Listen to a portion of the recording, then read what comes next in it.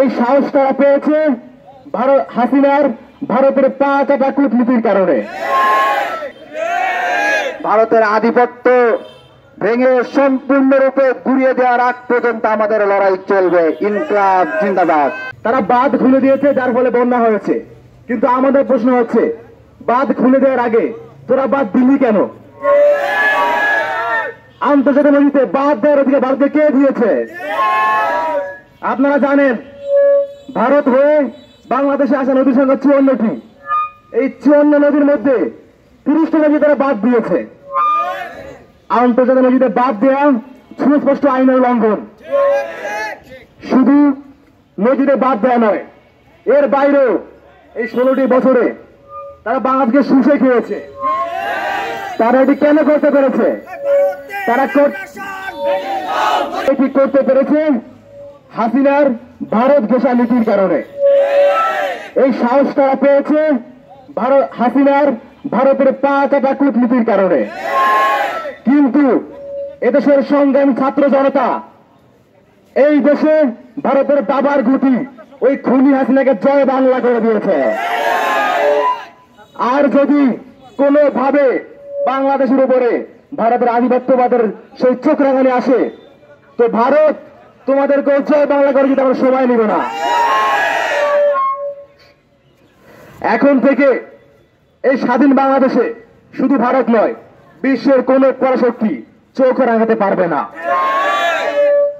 এই বার্তা আমরা সুস্পষ্ট বার্তা দিয়েছি এই জুলাই বিপ্লবের মাধ্যমে। বাংলাদেশের 54টি অভিন্ন নদীতে ছোট বড় 4 থেকে 5 হাজার বাঁধ দিয়েছে ওই ভারত।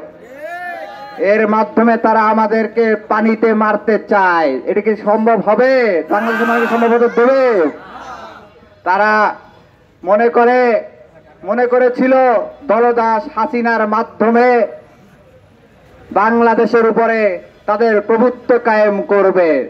কিন্তু এদেশের জনগণ গত 5 আগস্ট তাদেরকে লাল কার্ড দেখিয়ে দিয়েছে। তারা মনে করেছিল আবরারকে শহীদ করলে ভারতের প্রভুত্ব এদেশে কায়েম হবে। ভারতীয় আধিপত্যবাদীরা তোমরা তাকিয়ে দেখো, টাঙ্গাইলের হাজার হাজার মানুষ আজকে আবরারের হয়ে স্লোগান দিচ্ছে, তুমি কে আমি কে, তুমি কে আমি কে, তুমি কে আমি কে। অনতিবিলম্বে নদীতে আন্তর্জাতিক আইন না মেনে ওই কুখ্যাত সন্ত্রাসী রাষ্ট্র যে বাঁধ দিয়েছে, সব বাঁধ খুলে দিতে হবে, সব বাঁধ ভেঙে গুড়িয়ে দিতে হবে। বাংলাদেশের সাথে যে দলদাস চুক্তি করা হয়েছে ভারতের সাথে, সকল চুক্তি ছিন্ন করতে হবে। বাংলাদেশের উপর দিয়ে ভারতের কোনো রেল যাবে না। ওরা কোনো সতর্কতা না দিয়ে ইতিমধ্যেই প্রায় 20 জনের বেশি ভাই বোনকে শহীদ করেছে, বন্যায় ডুবিয়ে মেরেছে। আজকের এই টাঙ্গাইলবাসীর সমাবেশ থেকে স্পষ্ট ঘোষণা করছি, আদিম হিংস্র মানবিকতার আমি যদি কেউ হই, আদিম হিংস্র মানবিকতার আমি যদি কেউ হই, স্বজন হারানো শ্মশানে তোদের চিতা আমরা তুলবই। ভারতের আধিপত্য ভেঙে সম্পূর্ণরূপে গুড়িয়ে দেওয়ার আগ পর্যন্ত আমাদের লড়াই চলবে। ইনকলাব জিন্দাবাদ। সংবাদ, ফিচার ও অনুষ্ঠানের জন্য ভিজিট করুন সংবাদ প্রকাশের ওয়েবসাইট এবং যুক্ত থাকুন ফেসবুক পেজ ও ইউটিউব চ্যানেলের সঙ্গে।